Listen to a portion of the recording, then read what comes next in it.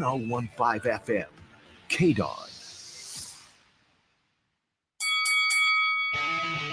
Ladies and gentlemen, welcome to the #1 professional wrestling radio show in Las Vegas. This is the Mark Hoke Show. The Mark Hoke Show. Going bell to bell with the best in professional wrestling news, entertainment, and lots of Sin City surprises from inside the squared circle. Now, let's get to all the exciting pro wrestling action and bring on the host. Here is Mark Hoke. And good morning, everybody. How are we doing today? Welcome. I got to change my background there. I've been screwing around with everything so bad online. But hey, very happy to have you with us on the Mark Hoke Show. Best in pro wrestling news and entertainment here on KDAWN 1015 FM. It is the talk of Las Vegas, and very happy to have all of you with us today. I have survived Wrestle Connects. I am thrilled to death about that.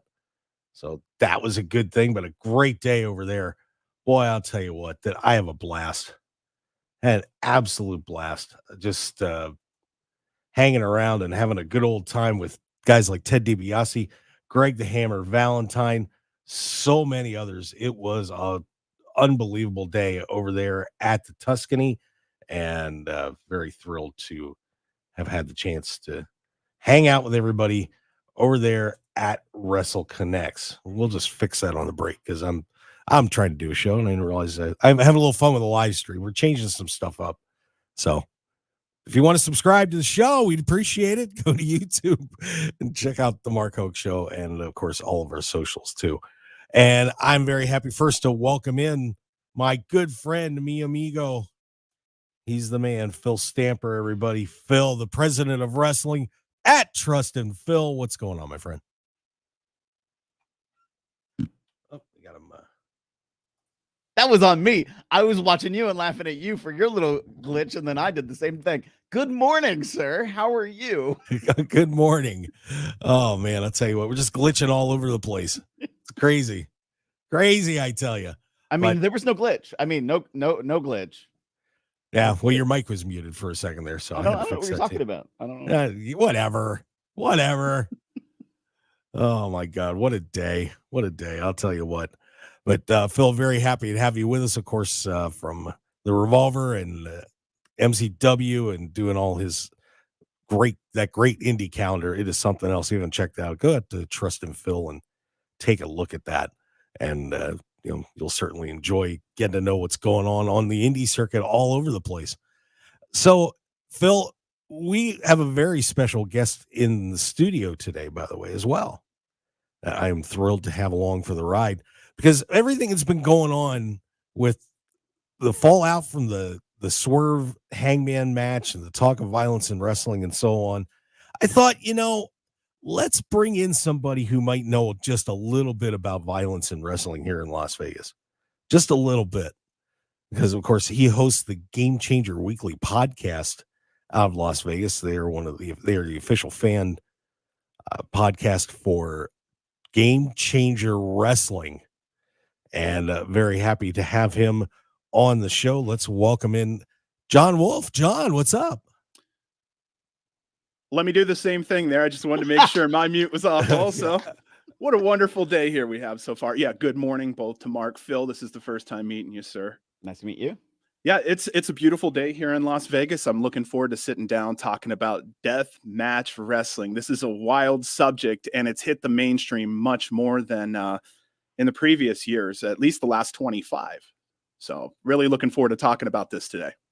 Yeah, it has been such an incredible topic of discussion after what happened with Swerve and Hangman. Plus, it's been AEW's been kind of stepping up on the blood and color is it's known in the business too. But and of course we had Swerve and Hangman getting bounced off of cinder blocks, like legit cinder blocks, a syringe in the mouth, and just also people getting lit on fire and all sorts of crazy stuff going on. I mean, it has been something. And Phil, I didn't get to talk to you last week, but what was your reaction when you saw that going on in that Swerve Hangman match with of course, it was unsanctioned, but still, Mhm. it was a lot, man.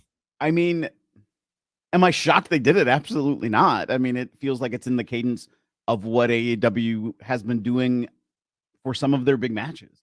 And knowing both those guys, it was like this is right up their alley. So none of this shocked me.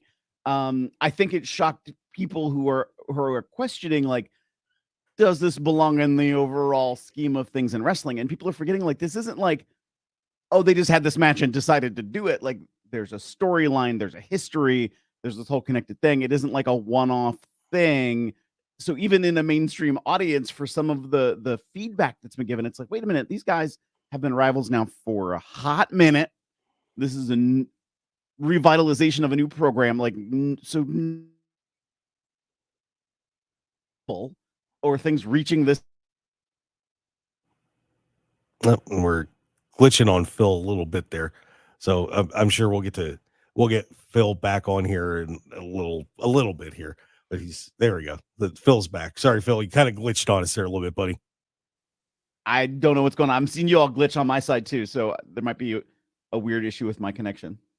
Oh, all right. Well, if you want to reconnect, maybe, or try something. Let me try that. Let me try that. Let's try it. So we'll get Phil back on there. But John, when you are a fan of Game Changer Wrestling, you expect those kind of things to happen. I mean, it's a very violent promotion.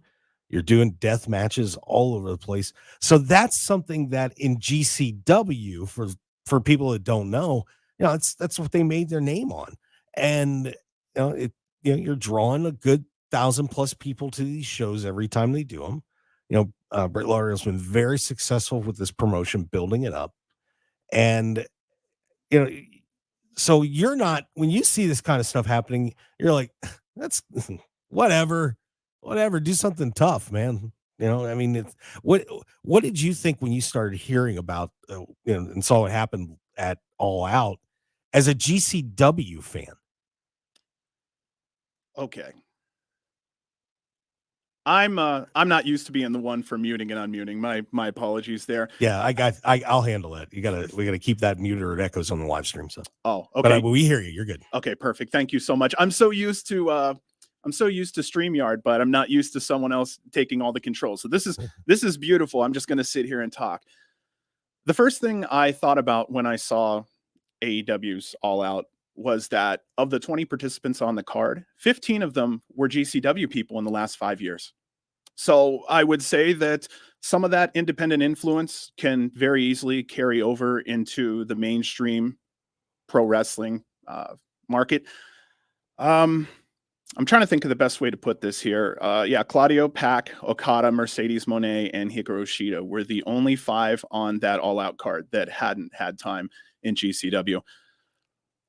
This is a weird subject because AEW is very mainstream. We have a lot of people watching. It's a very wide variety of people watching. And I was kind of curious who the agent was that let those two put together that match there. And I don't know. This is a very broad subject, but independent wrestling, I know everybody who's going to those shows knows exactly what they're getting into, especially with GCW. AEW, I felt like some of this may have been a surprise to the fans. And I believe that's what some of this talk had come about from, was that people going, wait a minute, I don't know if I've seen a suffocation spot, and on mainstream TV, if at all, if not in a long time. And this is mostly independent stuff. And I was really surprised that it bled through. I was very surprised that it was allowed to bleed through. I love the violence aspect of everything. I love deathmatch, but I will say I feel like, and this may be unpopular to some of the hardcore fans, I feel like maybe some of that shouldn't be on TV, only because there are a lot of kids watching. I know that sounds terrible, but I made a list here: suffocation with bags, drinking blood, the use of needles. It's on the independent scene, but the use of darts, gusset plates, knife boards, and any other obscure items, I don't feel maybe that should be on mainstream. It's really easy for a kid to just put a bag over another kid's head playing wrestling. We all were wrestling fans as kids. We know that can sometimes happen. Again, there's a place for everything, and I'm not an adult to tell other adults what to do. They're making more money than me by far. But I came here today to try to give my stamp a little bit on it. And yeah, my first point, 15 out of 20 performers came from GCW in one aspect or another in the last 5 years. So they've all had that taste. And I was just very surprised. I'll just wrap it up right there. I was extremely surprised that a lot of that went on, especially with the fans not knowing it's coming. Yeah, I think Phil, that's the biggest thing. Phil, you're one of the experts, I think, in the industry on what's happening on the indie circuit.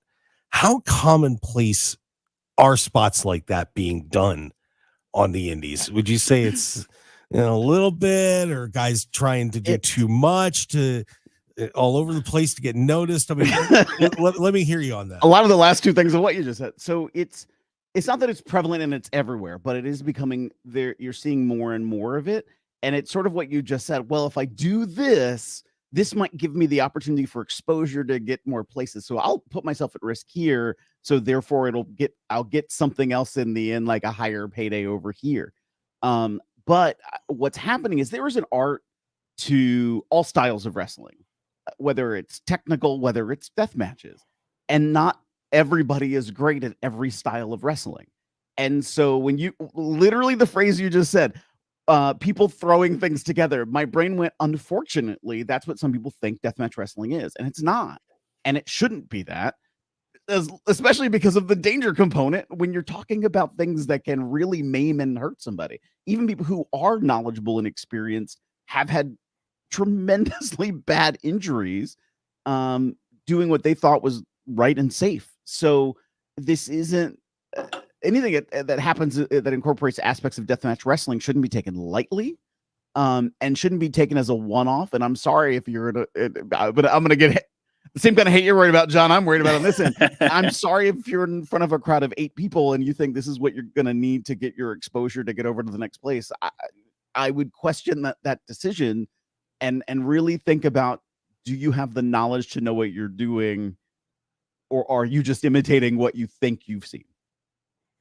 One thing that I was thinking when I was watching all that go down, with the spot with Danielson and then what happened to Swerve and the Hangman, was can I be enjoying this?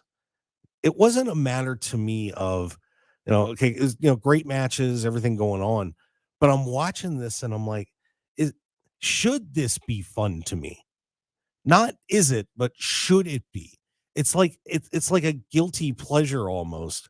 I'm sure, and John's smiling because that's what GCW is all about. For the most part, that I'm gonna go and watch some people do some really bad things to each other, but I'm smiling while I do it. John, is that just kind of the mentality that the gang at GCW has, and you as a fan have when you're watching all this happen? Collectively, GCW fandom is also its own hive mind. And it's very interesting the way we do things over there. It doesn't matter what you look like sometimes. It's more about personality. I do know that for sure. Over there, everybody is their own performer. Outside of, I think, one, there are no other performers that are under contract. So everything is figured out by independent wrestler to independent wrestler. Obviously, if there's any type of spot that might be a little, they will go directly to ownership and make sure that Brett is okay with that ahead of time. And yeah, the one thing that I think I'll go back to here is everybody knows what they're getting into at GCW. You Right. know exactly. And there was a shock factor I think AEW was trying to pull off there. And I believe they did that, or we wouldn't be talking about it now. So yeah, it's fascinating when you think about it. What give it as a GCW person, just to kind of put this on, let's say we're making a little violent scale here. Yes. Of here's a fluff WWE match for 6 minutes, and here's at the other end GCW match of doom. I mean, what is some of the, not to get too graphic on air, but what are some of the nastiest things that you've seen done in GCW? Just to give people an idea if they don't follow it. Absolutely. Again, I would say more it comes on to the performer, but you will see these at GCW. I've seen a gentleman out of England. He loves to do dart spots. He knows a specific spot in the back that's kind of a safe place, and he'll have the guy sit there with darts, throw darts. I don't like the spot. I get a little about stuff like that, but it's there for people who do enjoy it. It's just like going to the market, half of the dairy section I don't like. So I just kind of pass on that. But, if I'm getting that brand of, let's just say, I'm a kid, string cheese, I know exactly what I'm getting beforehand. If I buy the package and then come home and it's completely different or another brand, it's kind of a surprise. Gusset plates is another one that I don't know how many times I've seen those in the mainstream yet, but it seems like that may be something down the road that may come in if AEW talent chooses to. Let's see, barbed wire boards. Over in the mainstream, you'll see more tables being broken. On independent scenes, you'll see more doors being broken. I'm a big fan of doors over tables because tables have metal, a lot of metal that can stick out. I've seen plenty of performers also cut themselves on that metal rim that's on the table there. Off the top of my head, we'll just go with that right there. Yeah, AEW did some fun things. GCW, you know what you're getting ahead of time. Even if you have kids, you know ahead of time what you're getting when you go there. Some love that, some don't so much. I'm not what I would consider a sick individual, maybe slightly off, but Yeah, I'll agree with that. I do enjoy love you too. Man. I do enjoy a decent amount of violence because I know it's so controlled, even down to the light tubes. You figure in wrestling just this year alone, we're talking hundreds, possibly 100,000. Let's just say 80,000 light tubes have been busted. If you didn't know what you were doing, there would be so many major injuries. And I do feel like deathmatch wrestling as a whole has definitely, by the numbers, skirted around some major injuries. There should be a lot more, especially on the independent and the local scene, where some are just getting their footing and cutting their teeth, so to speak, in the deathmatch scene. Unintended. Yeah.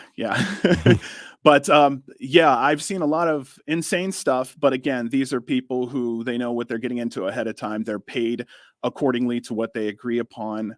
This is this is what they do for a living. And yeah, it's just you're going to McDonald's, you're gonna get exactly what you ordered there. But AEW pulled a McDonald's / Burger King on us.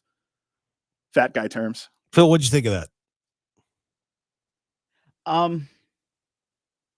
There's so many things in my brain that are like trying to unpack all of this. I'm friends with Ref Keener, who was ref in ECW days, and he's like Steve Corino's best friend, and he very openly talks about the day in ECW when it was like, oh, you're gonna have a moment where you're going to there's gonna be blood involved tonight. You're getting a 4-figured amount for your payday today, and wrestlers now who are taking much more extravagant risks are doing it for sometimes, well, this is your opportunity, buddy. It's like, what is happening? And so there's an element of the watered downness that sometimes happens in wrestling, where wrestler goes to place A and place A doesn't want them, so they go to place B, or they start place B because they couldn't get into A, and then it just happens. The cycle just keeps happening, and sometimes we water down the product too much. And so then people try to go, let me do more extravagant, crazy things, and to increase this level. One of the things that freaked me out in pro wrestling, watching it, I didn't have the reaction that I had when I watched in the back this being taken out of when I saw somebody take a Kenzin. So it's like, imagine this little silver metal disc that has a whole bunch of metal spikes on it, and watching it, and then it got stuck in this person's head when they took it. I'm watching it going, okay, impact in the match, I get it. And then in the back, for context of what I'm about to say, my mother was an obstetrics nurse. I would walk in sometimes visiting her while she was working, hear people in labor, very significant pain.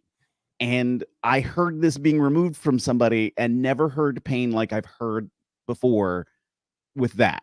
And so it put it into a different kind of context for me that first time I ever got to see that happen. Knowing it's painful, of course, but then just the amount that person goes through, and of course other injuries happen too.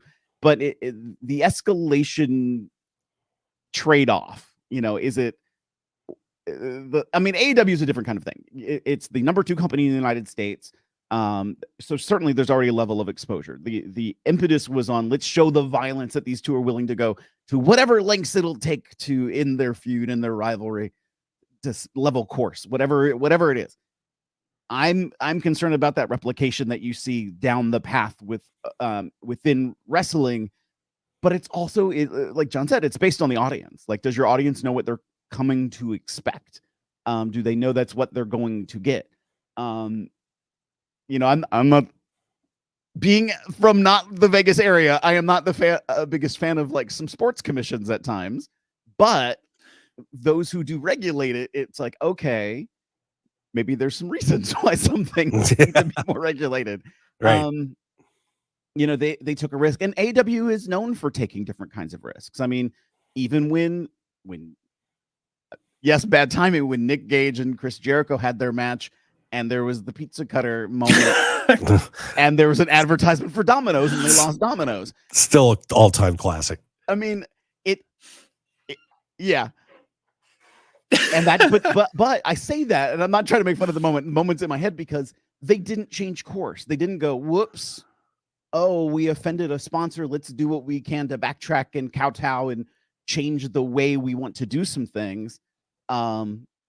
They've gone sort of the other way. Like, okay, it's made people talk. It's made people pay some attention to the number 2 company in wrestling in the United States. So like, I'm adding that because it's, again, this isn't a crowd of people that are in front of 10 people doing this. This is a nationwide audience. But I do feel like, okay, then where's the balance? WWE in the day, when Raw would go past 10, you would see an uptake in some of the things that they were doing, not to the deathmatch level, but the reason they were doing it at 10 was because after 10 o'clock, more kids are asleep. Now, Of course, there's some fallacy in some of that logic too, because, at what age are they really going to sleep and not just turning on the TV that's in their bedroom or now on a device? So there is a little bit of a transition now between, well, what is appropriate for an audience, an all ages audience, a mainstream audience? Does that change with time? What are they doing? And so I'm cautious. I'm not shy from it, but again, it's the audience. Like, does the audience know what they're going to get, what they are going to get into? And being shocking it shouldn't be a shock, but at the same time, like, then where's the course? And that's, Mark, you and I have had this conversation more with AEW about, like, okay, so what is next? Where are you driving this? Mm-hmm. Was this just for this big moment and that's it? Or is there what's the next page? Like, where are you turning to next to keep driving this? Is it, because if it's escalation of more of the same, well, where does that go? Right. And I'm sure John and I could probably tell you some stories of places where deathmatch wrestling has gone horribly wrong with people who don't know what they're doing, who thought, like, I will do very violent things to myself and, oh, that'll get me the exposure. That'll get me this opportunity. And it doesn't. It really doesn't pay off. And like John said, there are people who have gotten very injured on things that, this is commonplace. I'll take a light tube and then have to go to the hospital because a shard did damage to them and they had to get surgery. So, there's, again, I'm trying to be very mindful of the audience that's listening now to like what I'm saying too. It's all good. Well, I tell you what, let's pause it there because we do have to get our break in here real quick. But having a great time here with John Wolfe from Game Changer Weekly and Phil Stamper, of course, one of our regulars on our show. We love Phil to death, even though everybody else hates him. We take care of him. Everybody loves Phil. That is a bold-faced lie, sir. You know it. Stick around, everybody. We've got a whole lot more on the Mark Hoke Show. Thanks for being with us. We really do appreciate it here on KDAWN 101.5 FM, the Talk of Las Vegas, best pro wrestling news and entertainment. We'll keep it rolling when we come back. Hold on, everybody.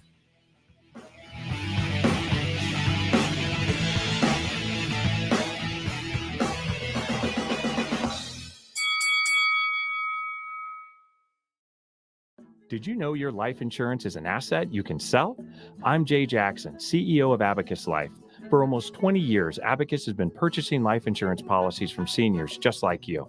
And at abacuspays.com, we've created a free policy value calculator so you can find out the worth of your policy in just seconds. There are no fees and no obligations.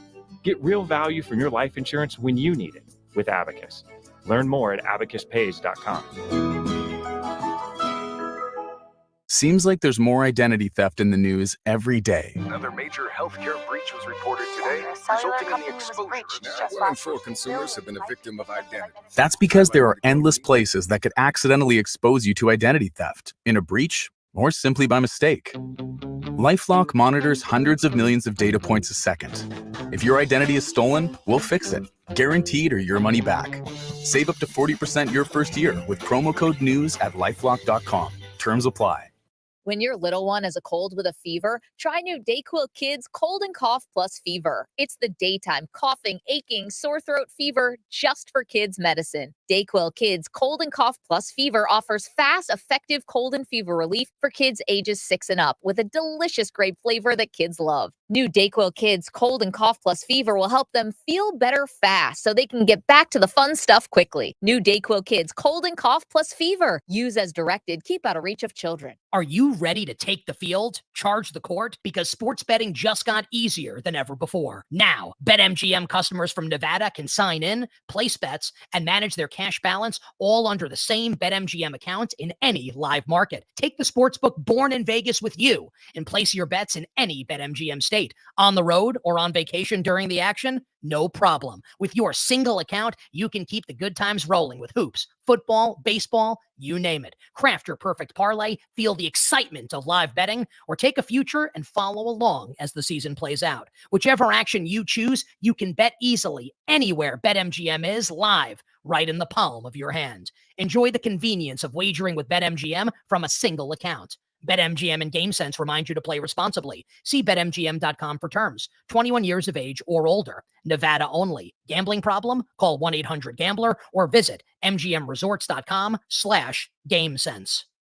For nearly 2,000 severely injured veterans, everyday life has become filled with barriers. So we build specially adapted homes at Homes for Our Troops. And thanks to our donors and supporters, this life-changing gift of freedom is provided mortgage-free to these veterans. But we need you to join us too in completing this important mission. Please visit hfotusa.org and help build homes and rebuild lives. 1015 FM KDAWN. This is the Mark Hoke Show. The Mark Hoke Show. Here again, your host, Mark Hoke. And we are back on the Mark Hoke Show here on KDAWN 1015 FM, the talk of Las Vegas, talking pro wrestling and having a great time with John Wolfe from Game Changer Weekly. Based right out here in Las Vegas. He's got the official fan podcast for GC Dub. That's right. Oh, he's a scary individual. Yeah. Better watch out. And Phil Stamper also joined us here too. Yeah, we're having a great. Yeah, I haven't seen John for a while, so I'm being somewhat merciless on him, but that's the way GCW is. There's no mercy in there. So continuing our discussion about violence in pro wrestling, and I think it's funny just the way we've been talking. I feel like we're doing a tap dance a little bit. You know what I mean? This is such a fine line when you're doing things that involve color, foreign objects, stuff like that in pro wrestling, that it has to, number one, it's got to fit your audience and it's got to fit your story. So, those are important things. And I think sometimes that you guys have probably seen out there that people are just doing stuff to do stuff. And that doesn't make any sense. Yeah. Swerve, when Swerve Strickland was catching criticism for what they did in that match, he said, it was an unsanctioned match. What'd you expect? Got it. Good point. Mm-hmm. At the same time, John, you were talking about your audience. GCW's audience. Yes. They're ready for that. When you walk in the door, you don't know what you're going to get. There may be a donkey kicking somebody in the face or an anvil getting bounced off somebody's head or something like that. Sometimes two donkeys. Yeah. But with AEW, you're not expecting that. But Phil, you brought this up. Should we now be expecting that from AEW? I I don't want to call it like an ECW light thing, but right now they seem to be in a when they're doing a lot of this stuff, they're putting themselves in a position where they're in between WWE and a GCW, ECW type of promotion. And it makes things, I think it makes things a little bit difficult for families, for example. You know, can you bring your kid who's 10 years old to an AEW show? Is it safe for them in terms, if as a parent? Because maybe you can talk to your kids ahead of time if and say, hey, just so you may see something like this happen. So just be ready. Just realize, these guys are they're pros, and you explain to them as best you can. But then at the same time, it's still, if even though taking a syringe in the mouth, that's still a pretty graphic image. Yeah. So it's a weird place that AEW is kind of putting themselves in right now. And I'm just wondering, are they gonna, after what all the backlash they took, but they got praise too, are they gonna lean into it, or are they gonna back off of it? What do you think, Phil? So, I feel like Tony Khan is a very top of mind kind of person. Like, never met the man, never talked to him. So this is a total perception where I'm going in with this idea. This is what we're doing. So if he has the idea of, we did it, let's step away from it. So in 6 months, we'll come back to it again and do it again. So that way there are these moments that you then have. I feel like, though, I really liked what we did, and look at the talk it got. Okay, next week we're going to do this. Yeah. I feel he has a little bit more of that sometimes. And I feel like he needs to pace it, because I feel like, and this is an unfortunate other side of some things in deathmatch wrestling. I think sometimes when you give it too much, then it starts to lose its effect. It loses its impact as much. So I think it needs to be spaced out. But they haven't, excuse me, let me rephrase that. They have spaced it out. They have not gone to the place where it's like every single week it's this huge escalation of stuff, because they wouldn't have been able to continue going even the way they are if they did that every single week. I'm concerned about, where do they go next? But at the same time, all right, they need a breathing point. They need some breath. Now we'll get over to here. Gone is the day when it was, the WWE, hey, kids, don't try this at home, and then you're going in your backyard to go wrestle. Yeah. Those statements are gone. We're not there's no parents well, maybe there is still a parents television council, and I'm not hearing from them anymore. Yeah. Yeah. Well, let me ask you this, John. The same thing. Do you feel like, like an AEW is not just going in a direction towards you guys, but as a GCW guy, does it bother you a little bit that AEW is doing these things? No. I mean, this is your house, man. This is your house. None whatsoever. Like I said earlier, the influence of GCW is all the way at the top there. The last pay-per-view, 15 out of 20 were GCW people in the last 5 years. GCW, with or without trying, is ushered in what seems like the new ECW era. We're almost seeing 1996 to 1998 all over again, including the implementation of a rougher style of wrestling on mainstream media. I don't know if this was meant to do on purpose or not, but of course there is there's a lot of enthusiasm down at that GCW level, and it's coming upward as the talent rises. That's why it's so much fun to watch over there, because all you have to do is snap your fingers. One of them is going to be on TV. It's just a matter of who and when. So at one time, ECW was also on the cutting edge of deathmatch wrestling. We had the barbed wire match. They had flaming this, barbed wire this, everything covered. That wasn't seen in WCW. That wasn't seen in WWF. And if it was so rare. It was that rarity. I see Phil. I know exactly what you're talking about, Phil. It was just so rare. And or even GCW, I think of the WCW attempts at, here's hardcore hack, and brightest silver barbed wire I've ever seen in my life. Like, I don't know why that image is staying in my brain of the cleanest, brightest barbed wire. It didn't work either. It wasn't. It was the wrong mashup. There's a vibe. And there's a vibe to it. And you can tell the difference between someone just wanting to get cut to say that they've went hardcore versus someone who's forehead is sliced up. They've had quite a few bad nights in their life. The shower hurts when they get in, every night. There's just a feel, and you can, I don't know, GCW fans especially, because the live event is so intimate. I think that's where we can tell who really likes to do it, and we can tell who's just doing it because they wanted to. We get people that come over to GCW just to say they've done it now. So we really are seeing time more or less spiral than we are in a line. We're seeing the independent scene grow again. GCW's been featuring a lot of lucha, a lot of hardcore. That's primarily what we'd see back in ECW back in the day. Now, we are seeing a greater focus in GCW now on sports entertainment. Interestingly enough, we've seen death matches back off quite a bit, and maybe won a show, sometimes maybe less, but won a show, I feel, would be the right way to do it, because it's always someone's first show. Doesn't matter who it is. That movement, though, is because, I mean, there's a very, okay, we'll talk deep now. A lot of people feel in deathmatch wrestling, there's been a bubble. It was very popular in the late 90s, early 2000s, because it came over from Japan in the early 90s. There was even a little in the late 80s. It was very popular for a small amount of time. A lot of those men have aged out, and now there's these newer generations that have come up. Every generation has had less and less in the talent pool, so to speak, in deathmatch wrestling, to a point to where I'm not speaking on behalf of anyone, but I would say a lot of deathmatch wrestling now has to go outside of the United States to find some incredible talent to come in.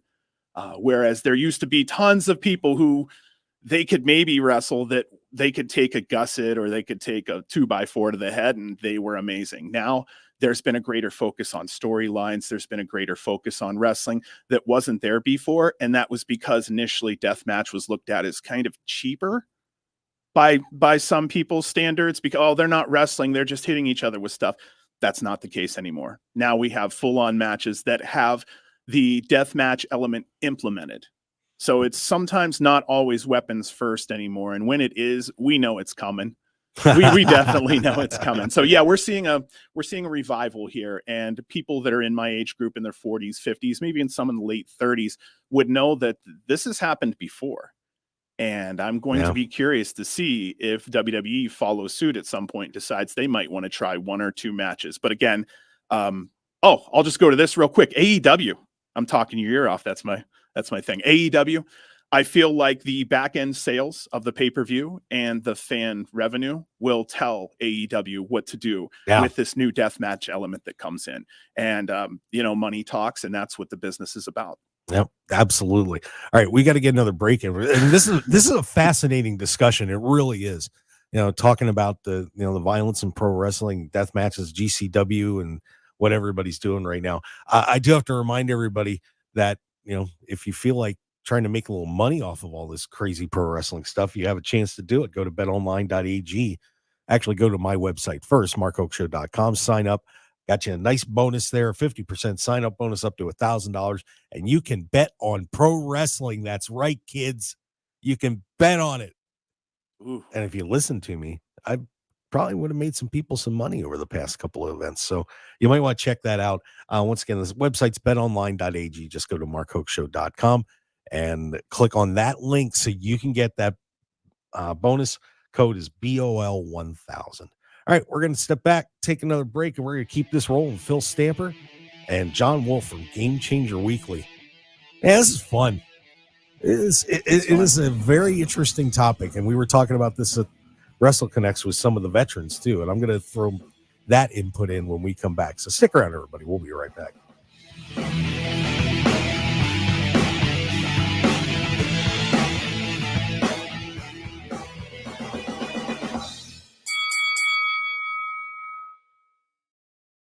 Dear Plugged In, you in on this? Toyota's versatile SUVs roll up their sleeves and take on tough jobs, dress up for a night out, or haul your family and friends with their spacious interiors. And they're available with some real sweet tech. Want a hybrid SUV? Oh yeah, they got those too. All with a slew of standard features so you won't break the bank. Get the juice at Toyota.com, folks. Visit your Southern Nevada Toyota dealer today. Toyota, let's go places. All right, when it comes to getting life insurance for your family, a lot of excuses can get in the way. But ask yourself this: if something were to happen to me, who would pay the mortgage, the kids' education, and the other bills? Then forget the excuses and check out Ethos Life, the online, easy way to get life insurance in 10 minutes. Ethos has rates that you can afford, like a $500,000 policy for a 40-year-old male starting at $1 a day or $30 a month, with a few health questions and no medical exam. Get your free quote right now at checkethos.com. That's checkethos.com. Not available in all states. Rates do vary. Are you the parent of a 2 to 7-year-old? Listen closely for an exciting free radio offer. By now, you've probably heard of ABC Mouse, the Parents' Choice Award-winning online learning program that's actually changing the lives of early learners everywhere. ABC Mouse is like a little one-on-one teacher. It has helped her so much. Right now, we're offering a special radio promo to try it free for a month, but you have to go to abcmouse.com/radio to claim your free month. That's abcmouse.com/radio. Sponsored by Age of Learning. Lowe's knows it's easier to make the right calls when you have the right team. That's why our Lowe's Red Vest associates can help with game time decisions. Plus, use in-store mode on the Lowe's app to find what you need. Under pressure at home and want it soon? Order online by 2 p.m. to get it same day. Same day valid on eligible in-stock items and select zip codes only, subject to driver availability. Fees vary based on purchase. Exclusions and more terms apply. See Lowe's.com/same-day delivery for details. Timmy, everybody. Great job. Next up for our 5th grade class recital, we have Samantha. 10 times better performance can make a big difference. Castrol Edge Motor Oil gives your engine 10 times better high-stress performance. Castrol Edge, better oil for maximum performance.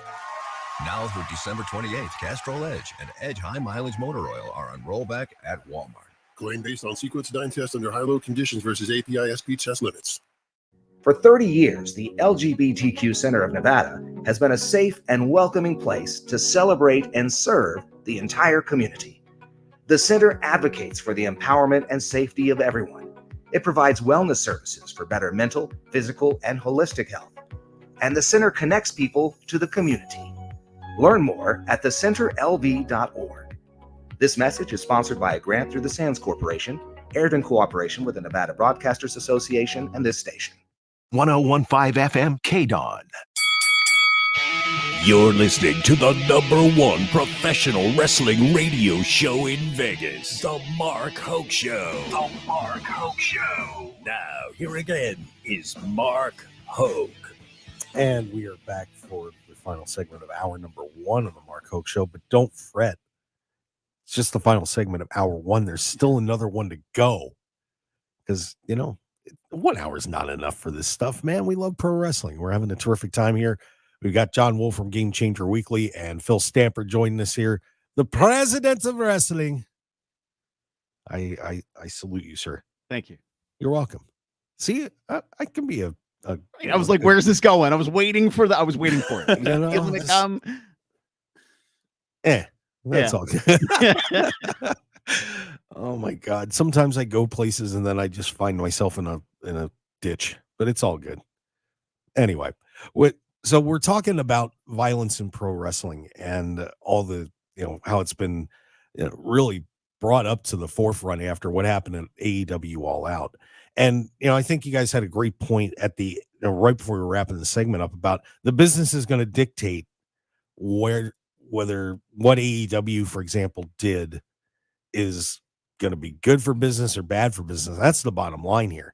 With GCW, GCW knows they have a niche audience. They're not going to go and try and sell a stadium out or anything like that. There's a certain audience that is going to go watch that.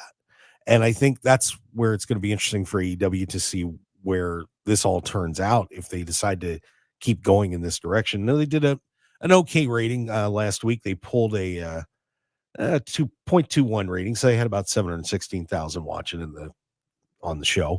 So, not a bad number. Of course, there's probably some other factors, like John Moxley turned on Bryan Danielson. You're catching everything up and, following the pay-per-view. So we'll see where it goes.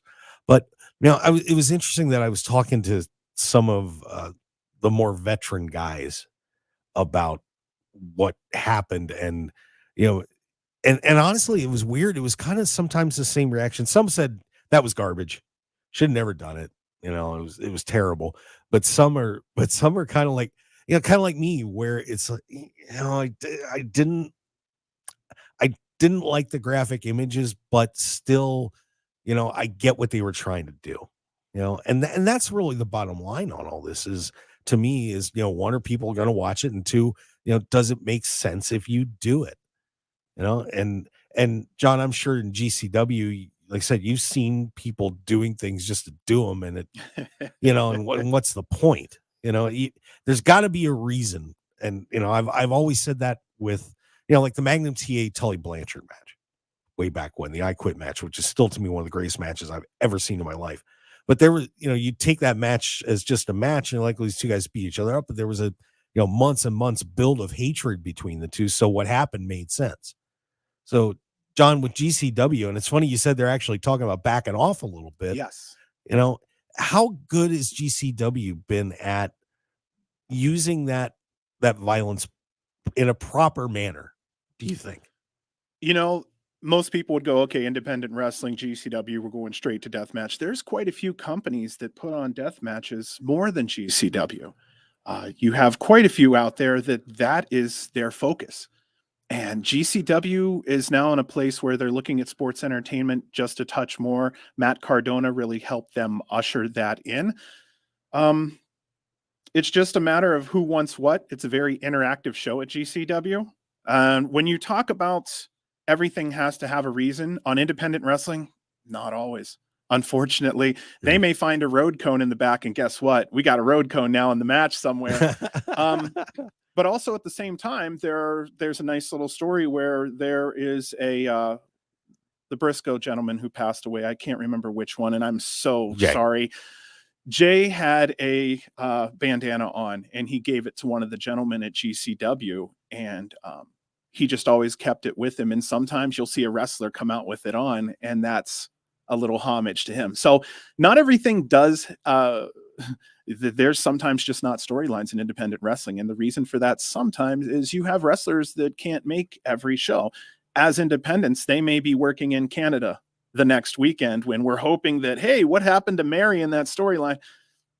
Bobby isn't there to tell Mary what he's thinking because Bobby's in Canada right now. So storylines are much more loosely based. When we do get one, GCW really throws their whole behind it. We just recently had one where it ran for over 6 months, and it was just a beautiful story. And so there you go. And I really do believe that, they're putting some pieces together. A lot of Cardona was one of them, but we had JBL just recently came down. Kurt Angle and Mick Foley will be on one of the shows here in a couple weeks. So it's starting to go through the locker room now, just like ECW was, where GCW is a nice place to come down and at least get one show in. And like I was saying, fan hive mind, some wrestlers like to come down just to get the fan experience because we throw our whole, again, behind into the show. We're screaming and yelling front row every time. Beers are flying. I've had my chair completely broken in front of me. I've had wrestlers in my laps. You have to know what you're coming for. But once you do, man, it's wild. And that's what I look forward to. So yeah, death matches, maybe one, maybe two a show. I know when they're coming back to Las Vegas, they're going to be putting everything in. It's been 2 years since they've been here. We got about a minute to go. And John, I want to give you like 30 seconds on this answer real quick. Oh, that's bad. It has been a place where people have gone to revitalize their careers. Yes. It's been fascinating. You look at Matt Cardona, who turned himself completely around. Why is everybody coming to GCW to do it? We're more than capable of allowing someone to do something without interrupting our storylines. There's no story. It's very few storylines except for maybe personal ones between a performer here and there. JBL came down. He walked in the ring behind a wrestler's back, Effie, one of the wrestlers there, very well-known wrestler there, and just delivered a couple lariats, took him out, walked out of the ring and left. And you know what? Cool. I'll take that. I'll take whoever wants to come over, show their face, have a good time. There are wrestlers now that are saying they just want to do GCW once. And we're starting to see people who leave WWE, AEW. They're coming over and at least getting a shot or two in with us because the independent fans at GCW are really good at giving wrestlers a nice shot in the arm. Real quick, before we wrap it up, where can we find you and where can people hear your podcast? At Game Changer Week on Twitter, you can find me there. Our podcast is across the Body Slam Network. We're on all platforms that you can find us on, Twitter, Bodies, you name it. I fill time like crazy. I love you all. You are the man, John. And Appreciate you. yeah, so make sure you check that out. You know, even if you're not a GCW fan, you know, maybe become one by listening to John's show. We're a group, man. It's a group. That you are. But I promise you, I'll get to a GCW show sometime soon. So see you in April. All right. Hey, thanks everybody for sticking around for hour number 1. Phil and I will be back for hour number 2, so you get more Phil Stamper, which is always a good thing. But Mark Hoke Show return hour 2 here on KDAWN 101.5 FM, the talk of Las Vegas, and streaming out there on YouTube. Stick around. We'll be right back. Want more of The Mark Hoke Show? Follow us on Twitter at Mark Hoke Show, like us on Facebook at The Mark Hoke Show, and visit markhokeshow.com to keep up with everything happening with the show. And remember to check out all of our archive shows on YouTube at The Mark Hoke Show, and download our podcasts at markhokeshow.podbean.com and all your favorite podcast outlets. So join the Mark Hoke Show family today, and thanks for listening. It's not just about watching the game. It's about betting on it. I'm Mike Valeni, and on Cash the Ticket, Jim Costa and I break down every college football and NFL matchup like it's the last game we're ever going to watch. From the best bets to the sneaky underdogs, and of course, as my co-host likes to say, the value. And the one thing we're not going to do is pretend we're professionals. We have fun with it. It's an entertainment product, and it makes watching games a hell of a lot of fun. So Cash the Ticket. Follow it in the free Odyssey app or wherever you get your podcasts. When it comes to getting life insurance for your family, a lot of excuses can get in the way. But ask yourself this: if something were to happen to me, who would pay the mortgage, the kids' education, and the other bills? Then forget the excuses and check out Ethos Life, the online, easy way to get life insurance in 10 minutes. Ethos has rates that you can afford, like a $500,000 policy for a 40-year-old male starting at $1 a day or $30 a month, with a few health questions and no medical exam. Get your free quote right now at checkethos.com. That's checkethos.com. Not available in all states. Rates do vary. On the battlefield, there's a saying America's military men and women live by. Never leave a fallen warrior behind, ever. Off the battlefield, Wounded Warrior Project operates with the same goal. Wounded Warrior Project was created to help our men and women returning home with the scars of war, whether those scars are physical or mental. Wounded Warrior Project. We never leave a fallen warrior behind, ever. Learn more about what we do at woundedwarriorproject.org. Unsafe sleep conditions cause serious injury and even death to infants. Never sleep with your baby on a sofa, in a chair, or in an adult bed. Protect the baby you love from becoming a tragic statistic. The only safe place for your baby to sleep is alone, on its back, in a crib, and in your room. For more information, visit cribsforkids.org. That's cribsforkids.org. This message is sponsored by the Division of Public and Behavioral Health, aired in cooperation with the Nevada Broadcasters Association and this station. Ask any parent. When it comes to protecting your baby, you can never do enough. You wash their hands, bundle them up, and strap them in. And those are the things you can see. Then there are the risks you can't. That's why most parents go with the safe, proven protection of vaccines. Nothing protects babies better from 14 serious childhood diseases like measles, whooping cough, and meningitis. So keep up with and when it comes to protection against vaccine-preventable diseases, get all the recommended immunizations for your baby by age 2. Immunizations help give you the power to protect your baby. For more reasons to vaccinate, talk to your child's doctor. Go to cdc.gov/vaccines for all the latest information. Or call 800-CDC-INFO. A message from the Centers for Disease Control and Prevention. KMXP HD3 Henderson, K268CS Las Vegas. Always live on the free Odyssey app. 101.5 FM KDAWN. Endorsement for Donald Trump. I'm Deborah Valentine, Fox News. Former President Trump is speaking with the Las Vegas Police Protective Association Saturday, accusing Vice President Kamala Harris of supporting the Defund the Police movement, saying she should be disqualified for that reason alone. Anybody that's a member of Defund the Police, especially a founding member, and even if you're in that group for one day, you can't be president of the United States. During the presidential debate on Tuesday night, former President Trump brought up Vice President Harris's past promotion of a bail fund that helped free protesters demanding police be defunded during the 2020 George Floyd riots. The vice president denied supporting the movement.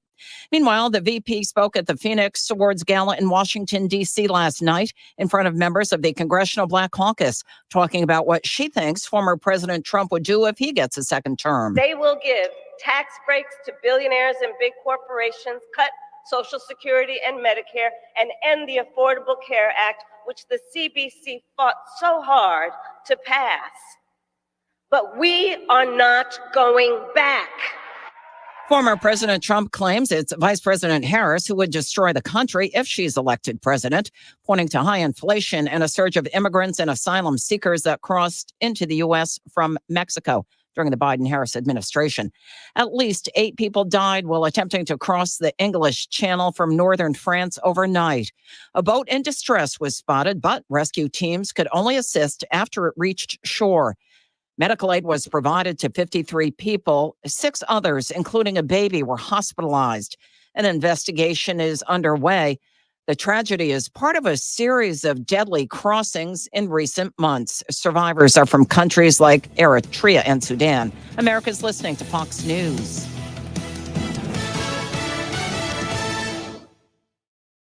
The world of business moves fast. Stay on top of it with the Fox Business Rundown every Monday and Friday. Fox Business reporters, anchors, and hosts will bring you beneath the stock market speculation and boardroom drama to tell you about the biggest business stories of today. Whether you're on Main Street or Wall Street, Fox Business is invested in you. Listen to the Fox Business Rundown every Monday and Friday at foxbusinesspodcasts.com or wherever you download your favorite podcasts. Interesting people are talking to Will Kane. I said, what do I call you? I call you Dwayne. I call you The Rock. He said, now that I own it, I can call you The Rock. Yes, I own it now. You can call me The Rock. Our next guest needs no introduction. It is Dr. Jordan Peterson, my old friend and frenemy, Stephen A. Smith. What is going on here? I see the Will Kane show in the background. I see the microphone. Watch it live at noon Eastern, Monday through Thursday on foxnews.com. And get the podcast 5 days a week at foxnewspodcasts.com or wherever you download your favorite podcasts. Get your daily dose of news with a Fox News Rundown, tapping into the massive reporting resources of Fox News to provide the full picture. Tomorrow morning at 5 on 101.5 FM KDAWN. Ladies and gentlemen, welcome to the #1 professional wrestling radio show in Las Vegas. This is the Mark Hoke Show. The Mark Hoke Show. Going bell to bell with the best in professional wrestling news, entertainment, and lots of Sin City surprises from inside the squared circle. Now, let's get to all the exciting pro wrestling action and bring on the host. Here is Mark Hoke. Hey, everybody. Welcome back to hour number 2 of the Mark Hoke Show. We are very excited to have you joining us here on another Sunday morning. By the way, it is my birthday eve.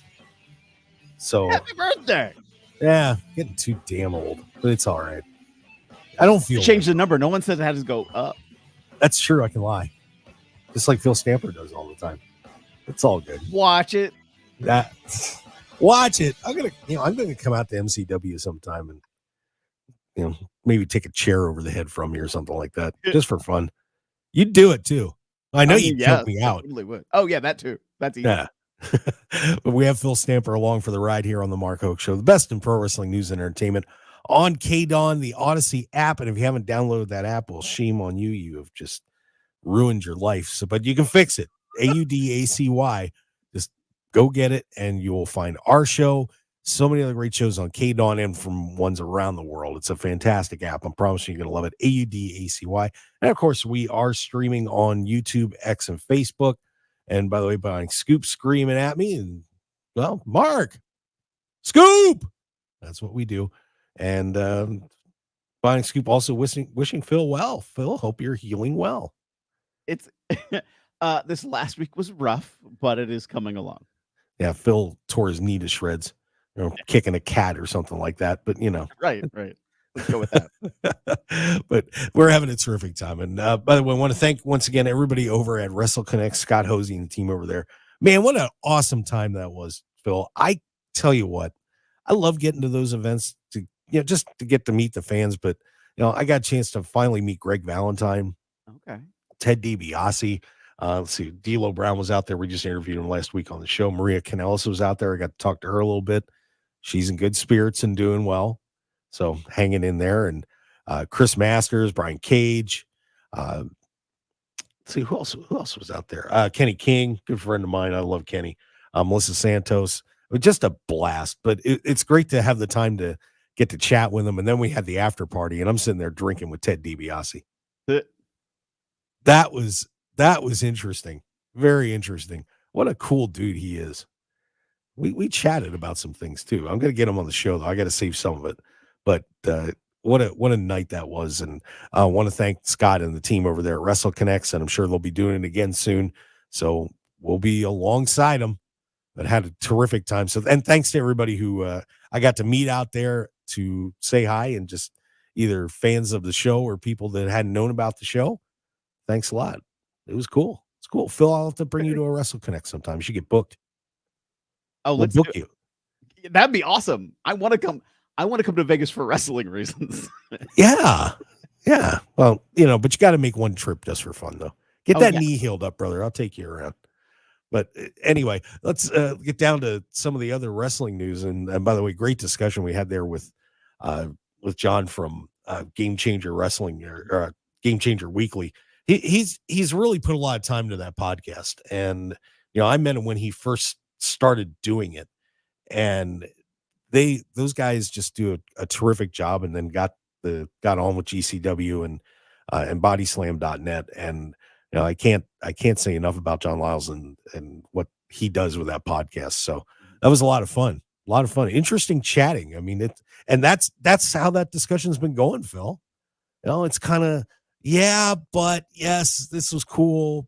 It's a weird place for pro wrestling right now on that whole thing with what's violence and what's too much where. History repeats itself. A lot of things are very cyclical. I sort of mentioned earlier, the whole Parents Television Council thing that came after WWE in the day, for where they were with deploring both violence and sexual promiscuity and like all sorts of stuff that was happening on television at that time, 20 years ago, 25 years ago. Yeah. And so it's interesting though that it's also coming from the fan base itself. What we like, what we don't like. I'm curious on where it goes next.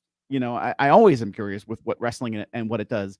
And even before all of this, I'm trying to remember who put it out there, but somebody made the comment that Lou Thez didn't like Harley Race because he thought Harley Grace was too progressive and doing these goofy things and overselling and over dramatizing, and that wasn't what belonged in pro wrestling, but that he saw that it was a new era that was coming.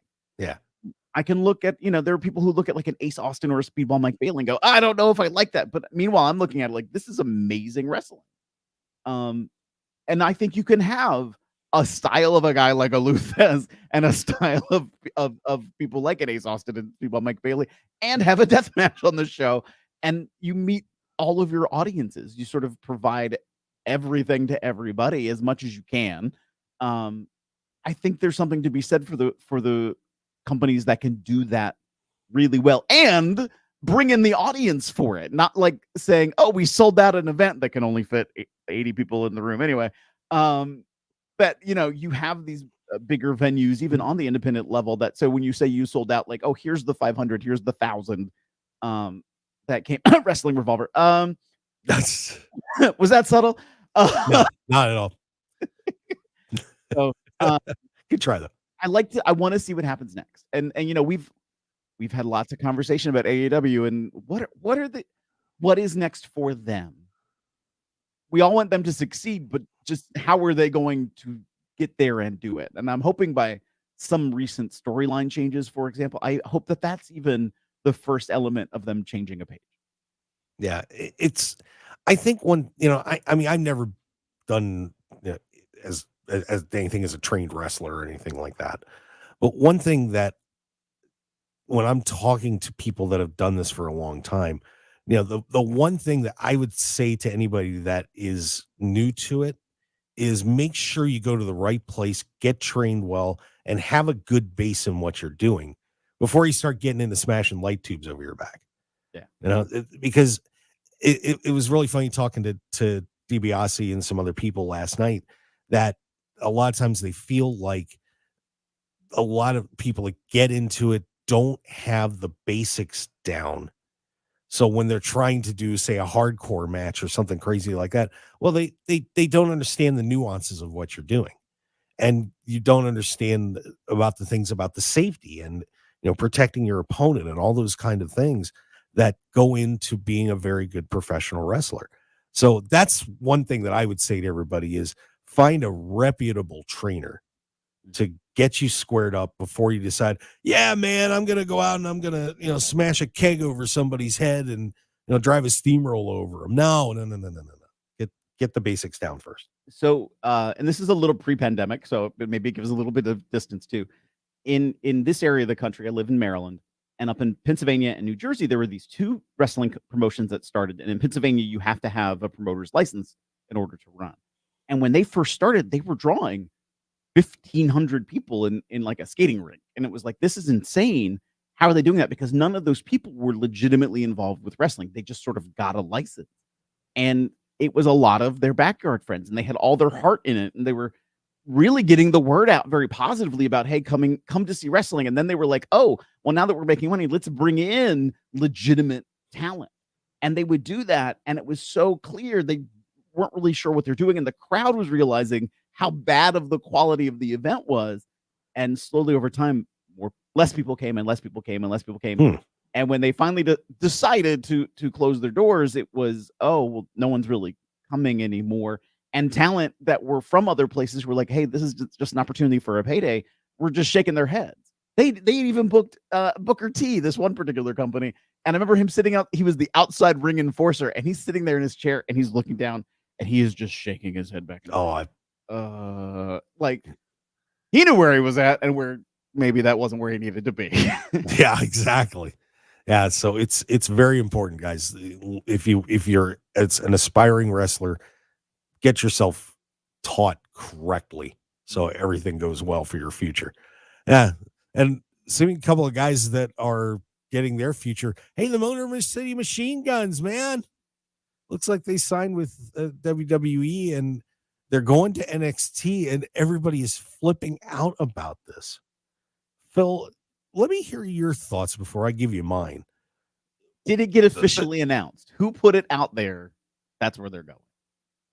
I've read a few stories, but let's just say it's true, and they're going to WWE and going to be assigned to NXT. Do you like that? I mean, I'm not opposed to it, and this is what I mean by that, because yes, they could go on the main roster today and be fine. What I think would benefit NXT is their placement there, so other people can work with them and they can develop better talent. And I remember, and again, because all things in wrestling and history seem to be cyclical, when NXT first started, there was this whole conversation of, we're done hiring wrestlers. We're going to bring in like NCAA collegiate athletes and train them to be our televised talent in the WWE. And then the next thing you know, they hired Kevin Owens, Sami Zayn, Sami Callihan. And it's like, oh, wait a minute. These are really good talent. These are really good wrestlers. Oh, well, they must just be using them to train up these NCAA athletes. And then all of a sudden, Kevin Owens, Sami Zayn, they're on the main roster. And they're the talents that are up top. So part of me is like, even if this is to get them just used to what the production work is behind the scenes in the WWE, which is going to be different than what it was at TNA, which was very different than what it was at Ring of Honor. Okay, great. And to work with good talent or better other talent. So then when you do put them up top, though there's already this sort of wrestling awareness of who they are in the wrestling community, WWE is not a wrestling product on television. It's a television show that features wrestling. And so like, we're building the characters in a mainstream recognition of an audience that'll be quadruple the size of what they've had before with TNA or Ring of Honor, and put them on a much higher level. And now they'll have more awareness. and go to the main roster, that's awesome. I think that's a win-win opportunity for the Motor City Machine Gun and the WWE. Yeah, and I don't have a problem with it either. It was funny that everyone was like, well, why would you take a team that's been together for 20 years and put them in NXT? I saw an interview with AJ Styles where he had said, I wish I'd have been in NXT for a little bit because there's so much to learn. It's so different from anywhere else you are. And that learning curve is brutal. So I wish I'd have had a stint in NXT before I got put on the main roster. If AJ Styles is saying that, then I'm fine with it. And like you said, I think it's going to give the Guns a chance to, work with some younger talent. They're going to, while they're learning, they're going to help some other people learn. I think it's a win-win. I just hope it doesn't last for long, but I think it's a good move. So, yeah, but you're convinced they're not signed yet. What this comes from a place of like, I don't know where they're at. I don't know who they've signed with. Are they really signed to AEW? Are they really signed to WWE? Like, I just don't know where they're at because before this latest round of, they're signed to WWE, there was, they're signed to AEW. So it's sort of like, where really are they? And it's their call to make, like whatever, regardless of the decision, it's theirs to make. Right. So I'm looking forward to wherever they go because they're tremendous talent. Yeah, they are. And I'll look forward to seeing them. I tell you, WWE certainly needs a little bolster to the tag team roster, and they'll give it to them for sure. It's about time those guys got a really good opportunity like this. So that'll be a lot of fun. Speaking of having fun, we had TNA Victory Road Friday night. Mm-hmm. That was an interesting evening. We had a few title changes going down and an unfortunate announcement as well. But the championships changing hands. We got a new X Division champion, Speedball Mike Bailey, gets the belt back after just a little hiatus going over to Zachary Wentz. So we have a new X Division champ. We've got new Knockouts tag team champion, Spitfire. Beats Masha Slamovich and unfortunately didn't go well for Masha. She got turned on by Alicia Edwards. And the System, new tag team champions. So they beat ABC. But Nick Nemeth hangs on, beats Moose. So Nick's going to be keeping that championship. Jordan Grace got her crossover match with Wendy Chu. Little help from Grandma to protect her during the match, which was kind of a cute little spot.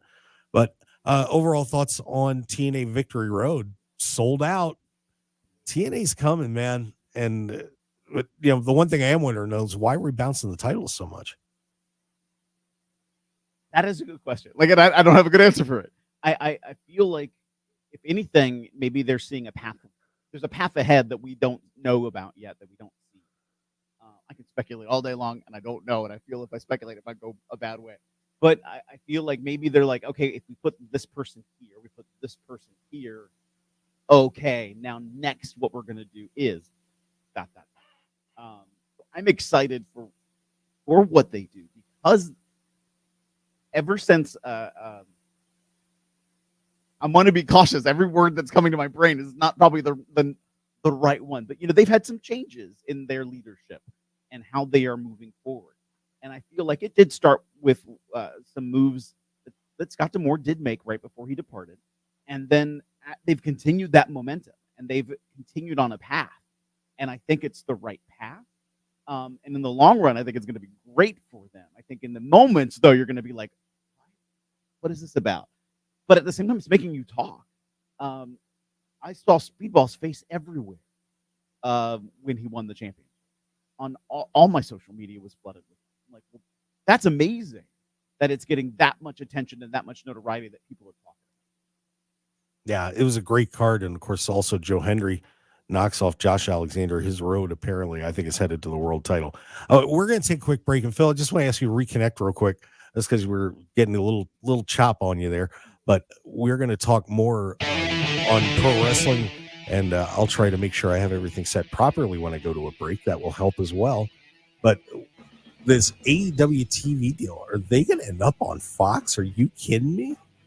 This is intriguing. And the PWI 500's out. We'll talk about who ended up at the top of the rankings there. So stick around, everybody. We've got a whole lot more here coming up on the Mark Hoke Show. Best in pro wrestling news and entertainment. We'll be right back.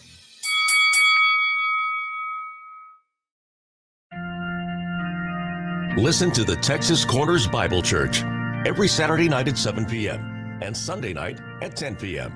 on 101.5 FM.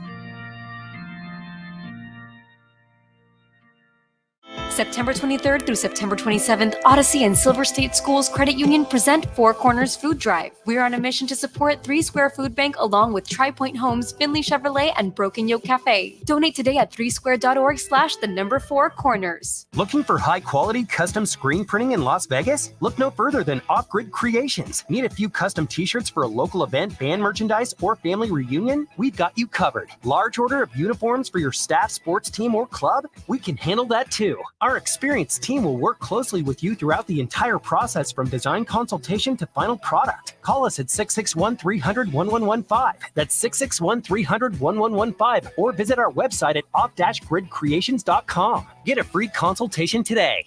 When your little one has a cold with a fever, try new DayQuil Kids Cold and Cough Plus Fever. It's the daytime coughing, aching, sore throat fever just for kids medicine. DayQuil Kids Cold and Cough Plus Fever offers fast, effective cold and fever relief for kids ages 6 and up with a delicious grape flavor that kids love. New DayQuil Kids Cold and Cough Plus Fever will help them feel better fast so they can get back to the fun stuff quickly. New DayQuil Kids Cold and Cough Plus Fever. Use as directed. Keep out of reach of children. Are you ready to take the field, charge the court? Because sports betting just got easier than ever before. Now, BetMGM customers from Nevada can sign in, place bets, and manage their cash balance all under the same BetMGM account in any live market. Take the sportsbook born in Vegas with you and place your bets in any BetMGM state. On the road or on vacation during the action? No problem. With your single account, you can keep the good times rolling with hoops, football, baseball, you name it. Craft your perfect parlay, feel the excitement of live betting, or take a future and follow along as the season plays out. Whichever action you choose, you can bet easily anywhere BetMGM is live, right in the palm of your hand. Enjoy the convenience of wagering with BetMGM from a single account. BetMGM and GameSense remind you to play responsibly. See BetMGM.com for terms. 21 years of age or older. Nevada only. Gambling problem? Call 1-800-GAMBLER or visit mgmresorts.com/GameSense. Retired or retiring soon? How much money do you need to live comfortably? Retirement Planners of America is here for you. Would you like to have financial peace of mind? Here's how. Step 1, find out the amount of money you'll need to retire. Step 2, have a plan to get there. Step 3, make sure that plan can take advantage of market gains but protect you from market losses. Discover how to do all three with a free consultation at 800-508-6108. That's 800-508-6108. All investments involve risk, including losses. Past performance does not guarantee future results. 101.5 FM KDAWN. This is the Mark Hoke Show. The Mark Hoke Show. Here again, your host, Mark Hoke. All right, let's talk a little more pro wrestling, shall we? Phil Stamper and I get our groove on the Mark Hoke Show. It's a catchy tune. Yeah, it works. But I'm very excited to have you with us again here in Las Vegas on KDAWN 101.5 FM. The Talk of Las Vegas on the Odyssey app. And of course, we're out there streaming on YouTube, Facebook, and X. So thank you for spending a little bit of your Sunday morning with us. We certainly do appreciate it. And just make sure you head to church after this is over, okay? Please. You might be driving to church. Who knows? But it's all good. Phil, we have a very interesting development on this AEW TV deal. That AEW a couple weeks ago filed for a trademark, AEW Shockwave. And people are saying the deal is done. They got the thing done, finished up with Max. But they are also saying that there's a possibility there's going to be AEW programming on Fox. Now, the same might be with Tubi or something. You're not sure yet. But, Phil, AEW on Fox, how big of a game changer is that, man? That would be a major change. So, WWE is such a cultural phenomenon. Pro wrestling is such a cultural phenomenon that there was a $1 billion war for where the WWE would go. And now that they're solidified with Netflix, wait a minute. They're not going to be on broadcast television. They're going to be on cable still with, oh, did I lose you? Yeah, I got you. Okay. So now that WWE is not going to be as accessible on cable or broadcast, I mean, they're still going to have cable. Now is this AEW's time to launch? I'm really intrigued by this move and what that could mean. I still want AEW to be better, and I can't say it any other way. Like I think there can be a phenomenal force. I think they have such tremendous talent. I think they need to clear their own path. Yeah, I would agree with that. And there's a lot of things to fix, but at the same time, I mean, if they just after 5 years of existence land some sort of a network TV deal, what a boon that is for them. And you combine that with getting everything on Max, with all the old shows and the pay-per-views and everything else, that is a winning combination for AEW. And I think Tony Khan, to a point, was probably sitting around saying, I don't care what they said about a plastic bag or a syringe. Man, I'm going to be rolling in the money. And this is an intriguing situation. I can't wait to see when Tony finally announces what this deal is. Man, if they're on Fox, it's going to be absolutely incredible. But WWE, of course, has moved SmackDown. They had their first episode back on USA Network, and we're getting ready for NXT on the CW and the eventual move of Monday Night Raw over to Netflix. Cut an hour off of Raw. Apparently, that was because their contract had run out. Was running out close to the end of the year, but not quite. But that's kind of interesting. I'm wondering to see if WWE, with only getting 2 hours for a while, we've all been screaming the show's too long for a long time. Is this a nice test run for them that they didn't really plan to have happen? I think it'll be great for them, honestly, for exactly that reason. I mean, live events need to learn this. They're doing 2 days of some of their major pay-per-views to try to spread out what they're doing and trying to hit up all those storylines. And it's like maybe a little bit more brevity will be a better return. Hopefully that doesn't mean the return of only 2.5-minute matches. Yeah, we need something different, and so maybe this allows them to think about it differently. Plus, they haven't really talked about. I don't think they've talked about how commercials are playing in. Like, will they have their regular commercial sponsors, or is it just 2 hours of solid block programming when they go to Netflix? So that could change up things too, because then you're really just condensing out 45 minutes that was there from hour 3 after all the commercial breaks. So you're only really losing 15 minutes of actual airtime. So right. I'm interested in seeing how they do it. Yeah, so this will be when you're watching Raw and you're expecting a third hour, it's not there. It's not there. So, and by the way, don't expect any overruns on the CW NXT show either, because a lot of the stations have local news that goes on at 10. So they have said they are not overrunning on NXT at all. So just don't think that there's going to be an extended match or anything like that happening with that. But we did get on this debut episode of SmackDown the big Cody solo steel cage match.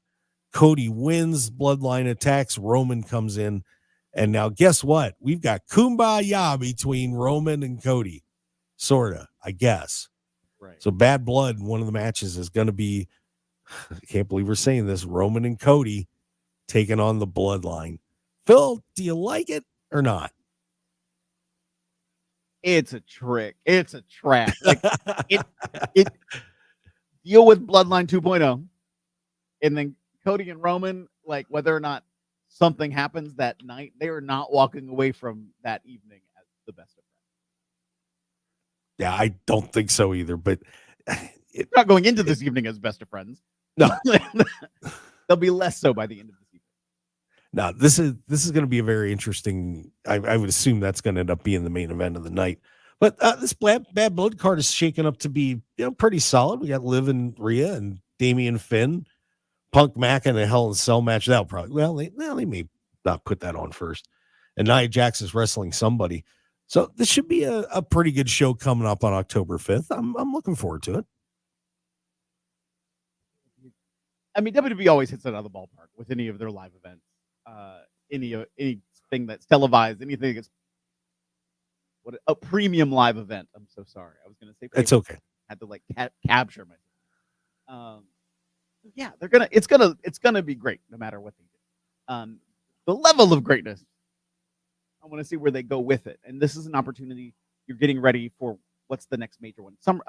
Survivor Series is going to be coming. So now it's like, okay, building to that point, which builds to Royal Rumble, which Yeah, it should be an interesting setup for Survivor Series. No doubt about that. And, we mentioned the live events too, and WWE has announced, Mark Shapiro said we're cutting back on our live events and we're going to charge more, with making a comment saying that he feels that if it's selling out too quick, which is happening a lot, that we're obviously not charging enough.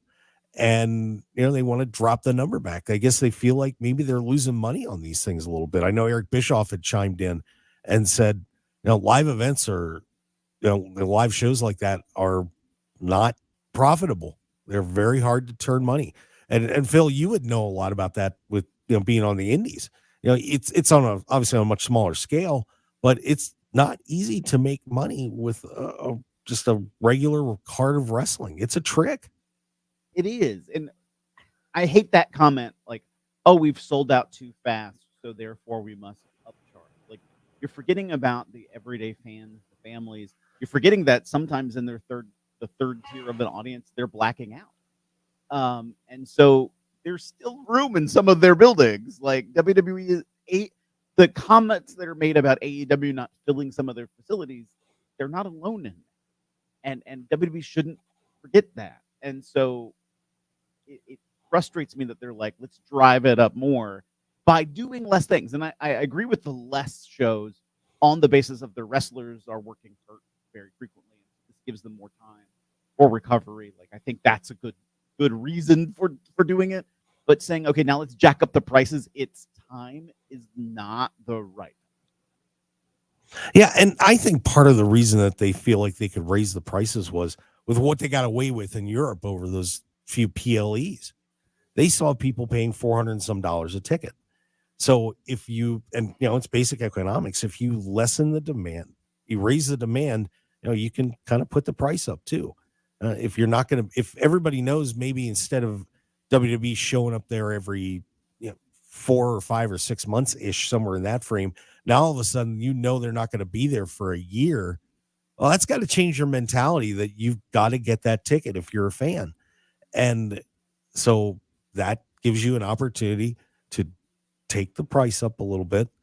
And it's going to be very tricky to see where they end up, because the one thing that you don't want to do is cool the product off. You don't want to put yourself in a situation where now you're saying, oh, WWE's just getting money hungry and, we're paying too much for these tickets, and then you hurt yourself. So it's a classic story of economics. Right. And it's, a lot of those tickets that go for sale are from third-party vendors who are buying them up to then resell themselves for a profit. So it's not even necessarily like that fans are that rampant at buying them. They will be, because they're going to these other third-party sites to buy them. So that again, it just gets me a little bit. WWE is so large, they don't need a Ticketmaster anymore. But guess what? They're using Ticketmaster, which then also does their own upcharging. So it's a little unnerving and frustrating to hear that that's the only way they can see at a time they're going to go less. And I hate to tell everybody this, but probably now that they're going to move to Netflix, they are going to cut more people from the roster, since we're going to lose an hour of television, so we don't need as many talent. I feel like that I can hear it already in my brain, the corporate mechanism that's spinning that WWE is going to do. And you know what? For fiscal reasons, I think that's a smart business thing to do. I don't think it's fair to the wrestlers who are committed and who are doing the good work. Financially, I can understand it. Raising prices, though, at the same time of doing all of that doesn't quite as. Yeah. So we'll see how that turns out. But that is, that's an interesting play by WWE and TKO to try and see if they're not in the right groove. But, man, that's the story of every business out there. You try and find the point where you don't go over the curve of, overpricing and hurting yourself out. So interesting stuff coming out of WWE this week. By the way, also out of WWE, I did want to mention this real quick because we saw Drew McIntyre and Wade Barrett, by the way, getting into it a little. Are we going to see the second announcer come out from behind the booth? Is Wade getting ready to come back? And personally, I think if he does, he ought to bring Corey Graves with him. It's like, that would be something else. But are we going to see some bad news maybe coming to WWE? I think a lot of people would not be opposed. I don't know enough about Wade Barrett's specific incident to like, how is his recovery? Like, where is he at? How is he feeling? How is his health? Like, I hope he is. Like, I hope he makes the right decision for what will be long term for his health, not just not a quick moment. I want him to be okay at the end of the day because he's also great on commentary. Yeah. Corey Graves is great on commentary. So, like, I want both of these guys to do what is going to be good for them overall, not just like, you know what, I want to do this just one more time and let me significantly risk this recovery. Yeah. So Wade Barrett possibly coming back to WWE. All right. We're going to take one more break, but a couple quick pieces of business I want to remind everybody about. First, on the website, we are doing that contest where we're giving away autographed pictures. All you have to do is go into our YouTube videos every week. There's 3 Power Play passwords. Of course, it's brought to you by Power Play Sports Collectibles. And you can win an autographed picture certified by Power Play Collectibles. Got one Leo Rush up there right now. So just start digging around a little bit and you can win that one. We're going to have a new contest starting up tomorrow. So that's your shot. If you're a Leo Rush fan or you're just a collector, you can check that out. Just go on markhokeshow.com and hit that Power Play contest tab at the top of the website. And you can win that Leo Rush autographed picture. Like I said, once again, it is certified by Power Play Collectibles. So, I didn't just grab it up off the street or anything like that. Also, I'm very excited to let you guys know we're going to be expanding our programming a little bit for the Mark Hoke Show. I cannot wait. We're going to start October 10th. Mark Hoke Show late night, baby. Uh-oh. Oh, my God. Are you ready for this? So once our programming wraps up on KDAWN with SportsX Radio at 8 o'clock, we're going to get on the air as fast as we can. So it's probably going to be around 8:15-ish Pacific time. But going to do a little different show. We'll talk about the news and pro wrestling. We're going to have a lot of fun. And our whole gang of crazies is lined up and ready to go, including Phil Stamper. So it's going to be a terrific little departure from what we do on here. So I'm not crazy, sir. I am misunderstood. Oh, well, you're crazy. Anyway, but get ready for that starting October 10th, starting around 8:15 p.m. Pacific. The Mark Hoke Show late night. So yikes. Trust me late at night, especially after a long day at work. Oh, it's going to get nasty out there. So be ready. But we're looking forward to bringing that to you right here on YouTube, Facebook, X, and all your favorite viewing outlets. All right, everybody, let's take a break. And when we come back, we're going to wrap this up with Phil Stamper. More news. The PWI 500's out. Who be number 1? Who was it? I don't think you're going to be that surprised, but, an interesting top 10. Stick around, everybody. We'll be right back.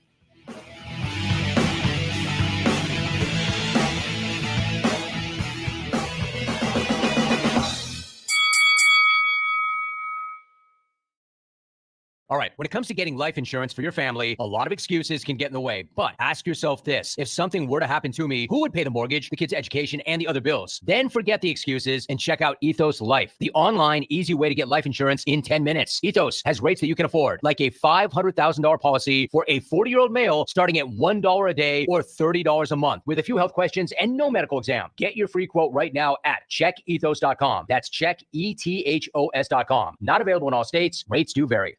For nearly 2,000 severely injured veterans, everyday life has become filled with barriers. So we build specially adapted homes at Homes for Our Troops.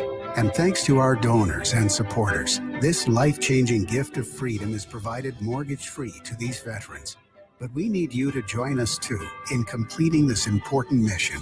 Please visit hfotusa.org and help build homes and rebuild lives. Lowe's knows it's easier to make the right calls when you have the right team. That's why our Lowe's Red Vest associates can help with game time decisions. Plus, use in-store mode on the Lowe's app to find what you need.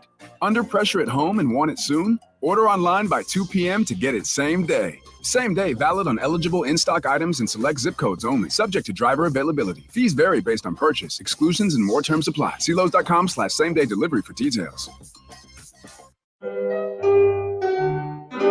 Timmy, everybody. Great job. Next up for our 5th grade class recital, we have Samantha. 10 times better performance can make a big difference. Castrol Edge Motor Oil gives your engine 10 times better high-stress performance. Castrol Edge, better oil for maximum performance. Now through December 28th, Castrol Edge and Edge High Mileage Motor Oil are on rollback at Walmart. Claim based on sequence dyne test under high-low conditions versus API SP test limits. Understanding the many things in a mother's life affecting her pregnancy is important. You can help improve the health of all mothers and babies in Nevada by completing a Pregnancy Risk Assessment Monitoring System survey about your recent pregnancy.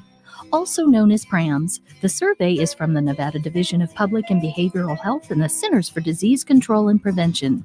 The survey asks new moms about their experience before, during, and after pregnancy. Responses are confidential and used to help improve the health of mothers and babies in Nevada.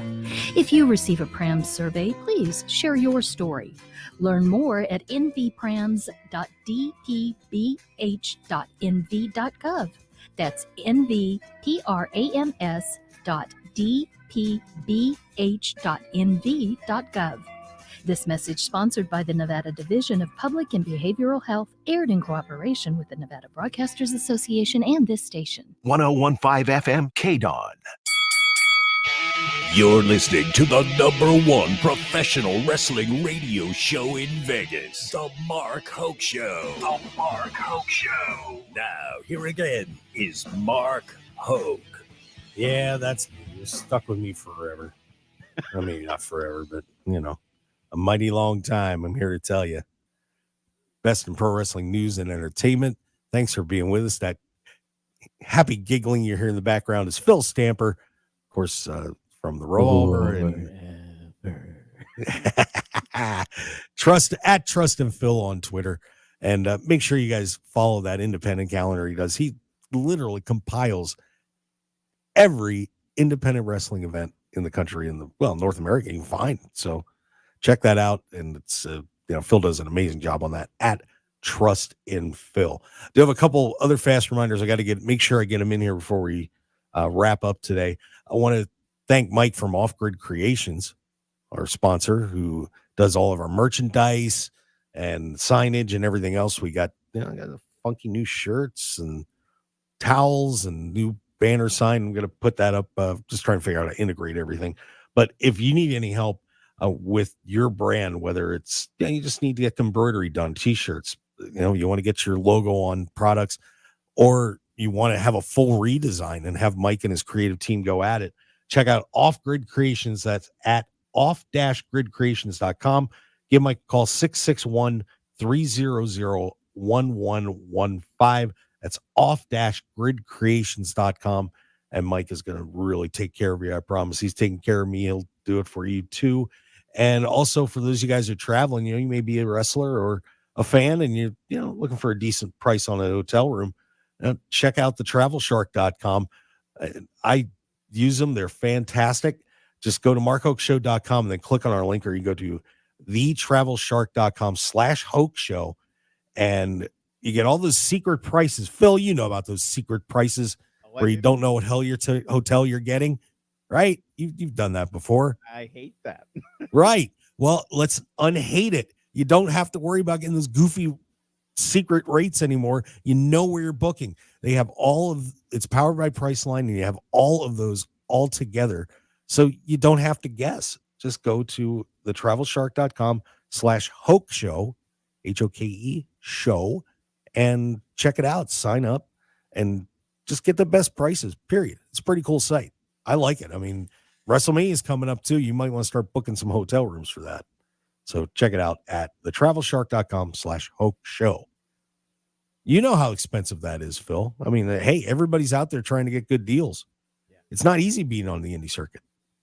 It really isn't. It's always a hustle. Yeah. I mean, that extra $20 you guys save. I mean, that you may laugh, but that $20 is sometimes pretty darn important. So. Oh, and I lost your audio there, Phil. I'm sorry. Can you hear me? Now I can hear you. Yeah, you were chopping a little bit. Uh-oh. Oh, there we go. Now I got you. The PWI 500 is out.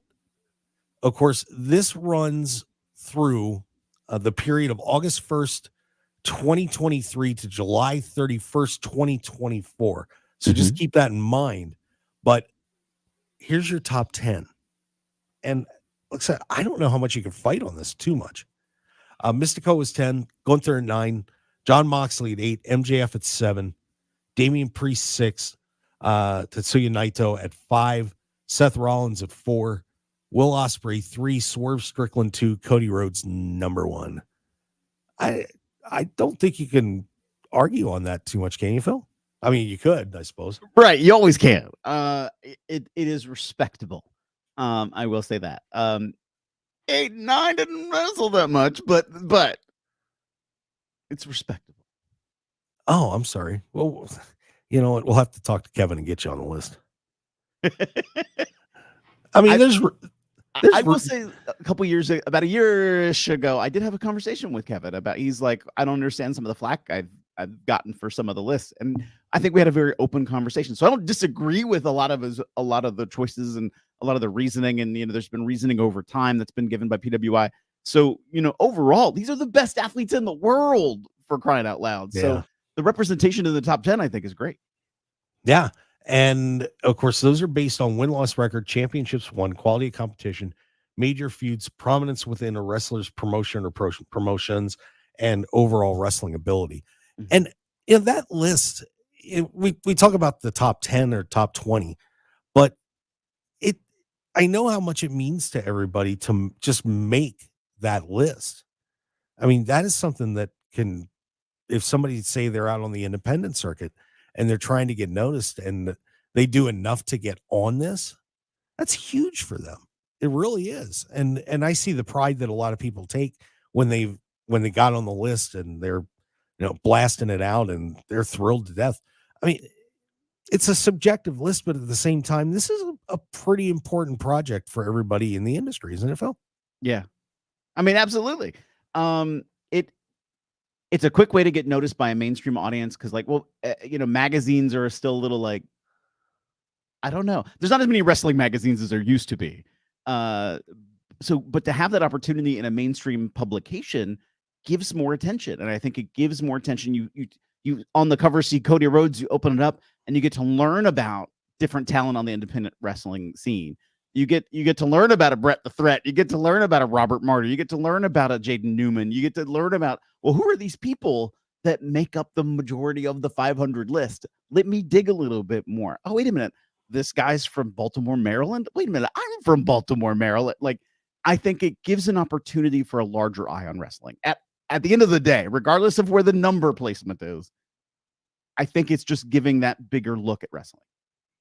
Yeah, and there's some fascinating names on there too when you start going down. And like I know Danny Limelight, for example, and he got on there, and Danny's been trying to get back into things, and he's been all over the place and absolutely killing himself out there, and he's a terrific talent.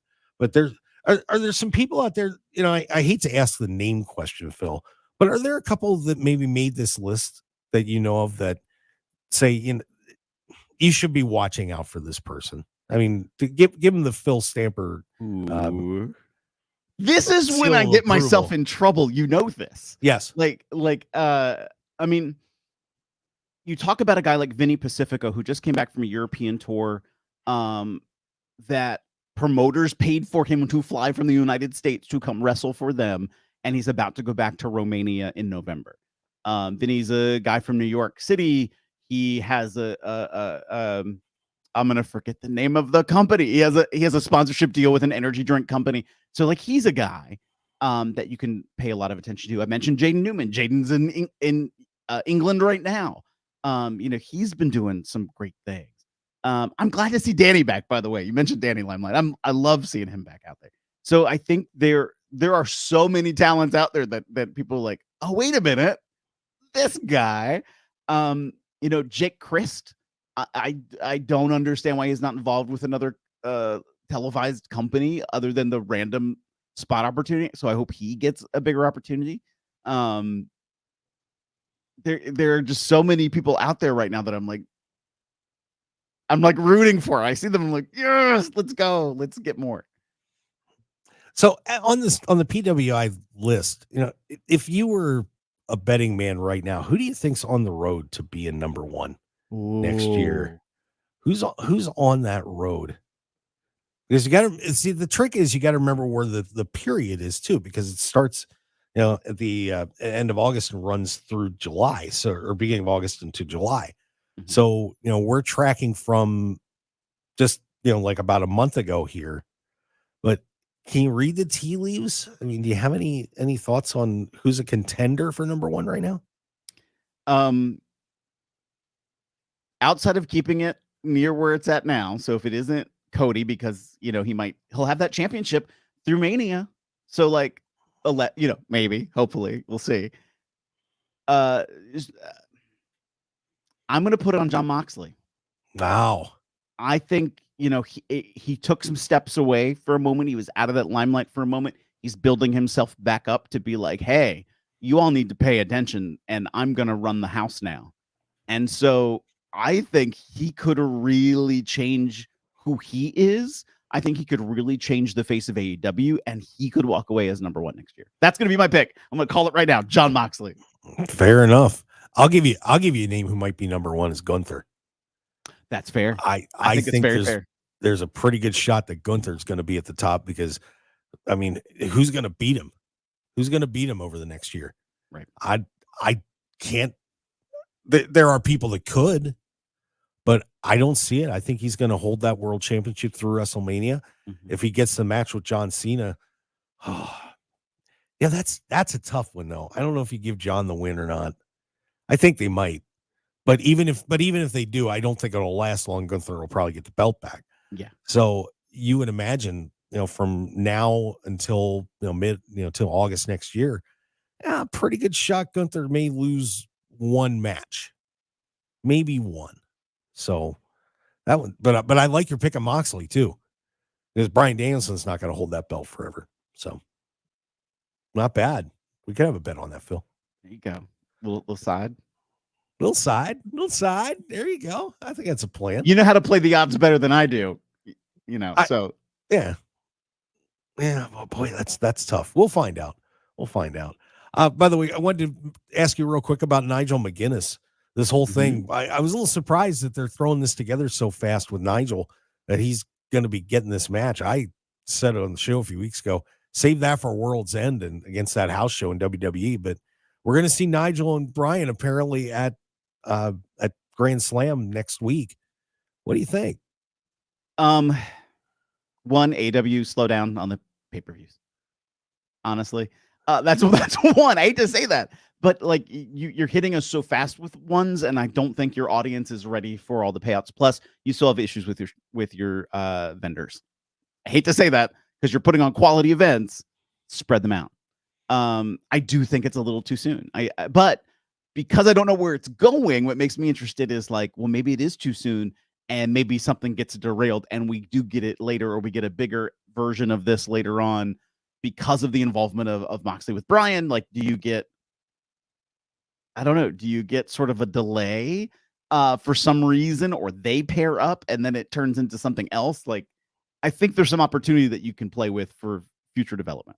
Yeah, me too. I was just a little surprised that they made it so quickly, mm-hmm. especially after they were saying that Bryan couldn't wrestle, and then all of a sudden now he's wrestling. So right. Yeah, whatever. Let him go.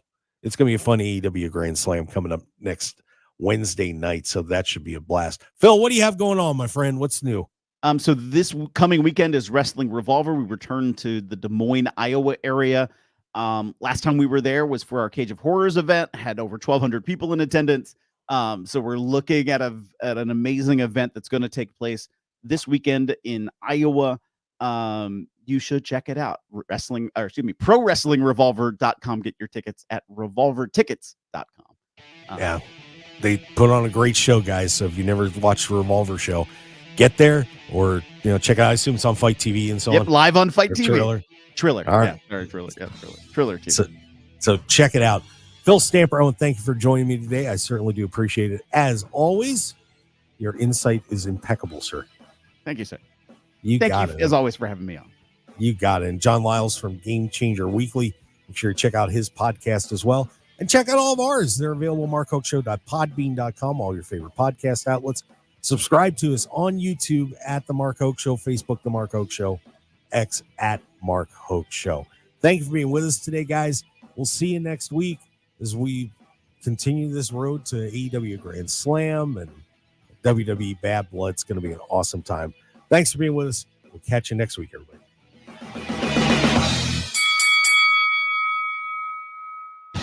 Want more of The Mark Hoke Show? Follow us on Twitter at Mark Hoke Show, like us on Facebook at The Mark Hoke Show, and visit markhokeshow.com to keep up with everything happening with the show.